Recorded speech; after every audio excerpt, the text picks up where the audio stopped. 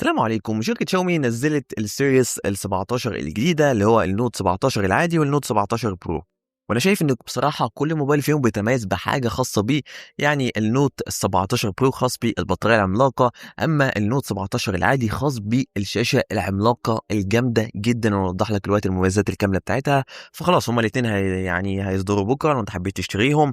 لا يعني بصراحة مميزات حلوة قوي بالنسبة للموبايلين، لكن نتمنى ان السعر ما يكونش صادم يعني، خاصة الموبايلات دلوقتي بقت غالية بشكل يعني مبالغ فيه. فتعال نستعرض يعني الموبايل الجديد اللي هو الريدمي نوت 17 الجديد، ونوضح له المميزات الكاملة بتاعته. بالنسبة لنقطة يعني الديزاين والبيلد كواليتي، خامات التصنيع هنا اعتقد هيكون من البلاستيك بالنسبة لموبايل اللي هو النوت 17 اللي هو العادي. عندك هنا يعني شكل جمالي حلو قوي، خاصة وانت بتعكس الضوء على ظهر الموبايل، تحس ان في شويه خرابيش كده او في يعني تساقط كده، ثلجي، يعني حاجات كده يعني ايه صايعه شويه في الشكل بتاع الموبايل.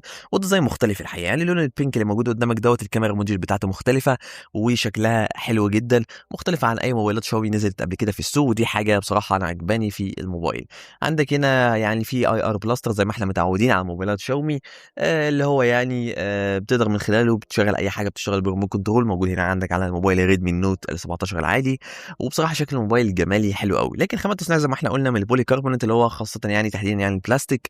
فيعني دي حاجه متوقعه لان ده موبايل يعني مش اللي هو واو قوي يعني في الامكانيات، لا هو موبايل يعني ممكن نقول بيجمع من الفئه الاقتصاديه والفئه المتوسطه، يعني الاثنين مع بعض على حد طبعا سواء. ده كده بالنسبه لنقطه الديزاين والبيلد كواليتي. ديزاين حلو، بيلد كواليتي لحد ما كويس، وزن طبعا هيكون متوسط، يعني والسمك بتاعه مش هيكون كبير. فده كده بالنسبه لنقطه التسريبات اللي جالنا، واللي هو الحقيقه شيك جدا جدا بصراحه اللون اللي موضح قدامك من شركه طبعا شاومي. عندك كذا لون موجودين دلوقتي في السوق، مش بس اللون الموجود قدامك دوت، عندك اللون الابيض واللون طبعا البينك، هم اشهر حاجه موجودين قدامك هنا بالنسبه لموبايل ريدمي اللي هو النوت 17 الجديد. على حسب ما التسريبات بتقول، في ناس يعني بتقول ان هو جاي بكاميرا كنترول، يعني زرار اضافي كده تقدر ان انت تخصصه زي ما انت حابب، لكن الموضوع ده مش مؤكد لسه. يعني لما ينزل الموبايل ان شاء الله بشكل رسمي اللي بنعمله مره احسن من كده بكتير يعني. فده كده بالنسبه لنقطه يعني اللي هو البوتوم الاضافي اللي هو يعني الناس بتقول ان هو جاي بيه، لكن ده مش حاجه مؤكده زي ما انا وضحت لكم. ده كده بالنسبة لديزاين بيلد كواليتي، ووضحنا كل حاجة تقريبا. المنافذ هي سبيكر، طبعا معاك بورت تايب سي للشحن، درج للشرايح تقدر تركب شريحتين عادي جدا. ده كده بالنسبة لنقطة اللي هو يعني الديزاين وبيلد كواليتي كل حاجة بالنسبة للموبايل. أما بالنسبة بقى لنقطة الشاشة، الشاشة هنا ولا أول مرة شركة شاومي تصدر تليفون ب7 انش فول اتش دي بلس. طبعا الشاشة هنا جامدة جدا، ومش بس كده، الشاشة هنا يا جماعة يعني من يعني صناعة سامسونج، السامسونج الاي 4 برو. خاصية ممتازة جدا في نقطة يعني اللي هو يعني التصميم بتاع الشاشة. ديزاين الشاشة رائع جدا، شاشة ممتازة. الشاشة هنا 7 انش، انا بقول لك شاشة عملاقة حرفيا. يعني لو انت بقى من النوع اللي بيحب الشاشات اللي هي القليلة، او تمسك الموبايل بيد واحدة وتقعد تقلب في كل جنب، لا الموبايل ده مش مخصص ليك. الموبايل ده للناس اللي هي بتحب الشاشات الضخمة.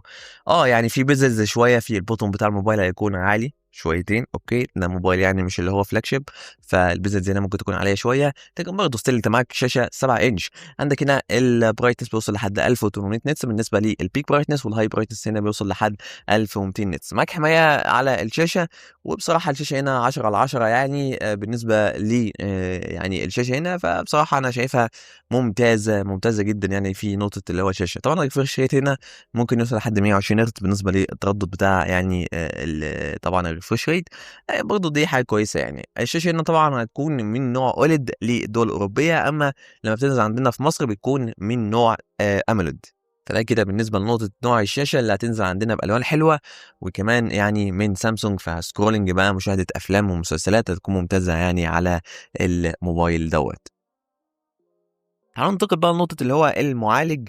وعلى حسب برضه التسريبات اللي هي غير مؤكدة هو هيكون بالكوالكوم سناب دراجون ال4 جين 2، لكن في ناس بتقول يعني مواقع منزلة برضه بتقول إن هي هينزل بالسناب دراجون ال4 جين 4 وليس ال4 جين 2، فاحنا منتظرينه. اتمنى طبعا ان هو ينزل بال4 جين 4 عشان يدي اداء افضل من ال4 جين 2، لكن كاداء تاخد برضه اداء مستقر كموبايل، طبعا استخدامه خفيف، سكرولينج سوشيال ميديا، حتى لو انت حبيت تلعب العاب زي موبايل ليجند او حتى لعبه ببجي موبايل مش هقول لك لا اطلاقا، يعني موبايل هيسد معاك عادي جدا، ممكن تلعب على 60 فريم مستريح على لعبه يعني ببجي موبايل. فده كده بالنسبه لنا نقطه الالعاب اللي هو هيدي لك برضه اداء كويس لو انت حبيت يعني تلعب لعبه معينه يعني على الموبايل دوت، وبرضه مشاهده افلام ومسلسلات هتكون ممتازه. الرامات هنا حلوه قوي، بتبدا من 6 جيجا بايت 8 جيجا بايت ولحد 12 جيجا بايت لرامات، وعندك هنا المساحه الداخليه 128 جيجا بايت لحد 256 جيجا بايت، فعندك كذا فاريانتس.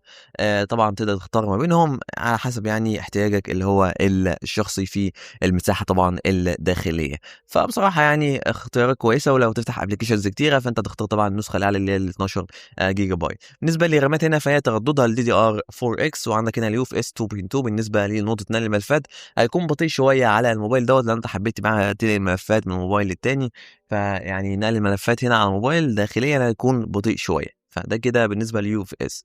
اما بالنسبه للاندرويد فانت طبعا معاك اندرويد 16 ومعاك احدث واجهه طبعا يعني الشاومي الهايبر او اس 3، احدث واجهه للشاومي، وكان فيها باجز شويه لكن دلوقتي بقى بتتحل بشكل كبير.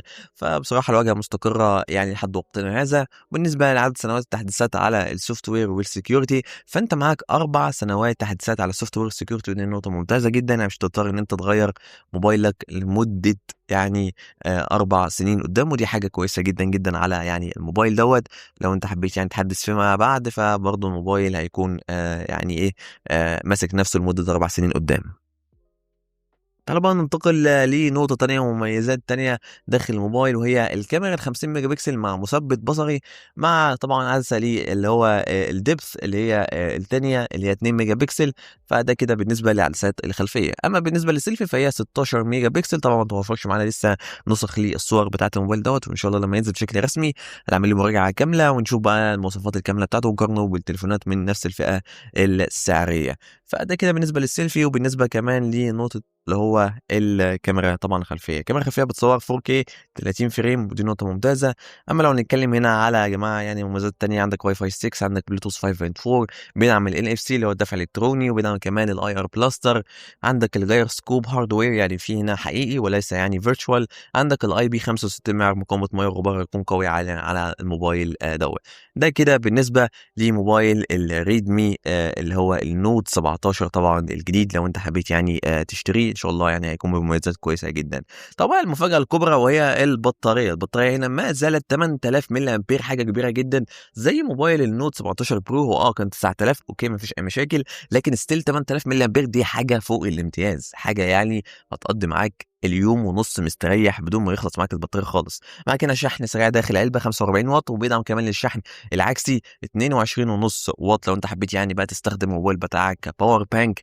فالموبايل طبعا هيكون معاك بطاريه كامله 8000 ملي امبير تعتمد عليها وبشكل جامد جدا في نقطه طبعا اللي هو الشحن. ما تنساش ان انت عندك هنا خاصيه تقدر ان انت تحدد ابلكيشنز معينه وتخليها يا اما الابلكيشن ديت اول ما تفتحها تكون الصوت مثلا 100%، او يعني تخليها لحد 200%. انت عندك من اول 100% ممكن تخليها 150 200 على حسب برضه اختيارك الشخصي، والصوت بيعلى الضعف يعني تقريبا يعني. فده كده بالنسبه للميزه الموجوده على موبايل يعني الشاومي النوت طبعا او ريدمي نوت اللي هو 17 العادي. ما تنساش بقى ان انت عندك خواص الذكاء الاصطناعي وجوجل جيميناي وكل دوت تقدر تتواصل معاه بشكل ممتاز. طبعا الموبايل هينزل بكره ان شاء الله، وينزل في اندونيسيا اول حاجه.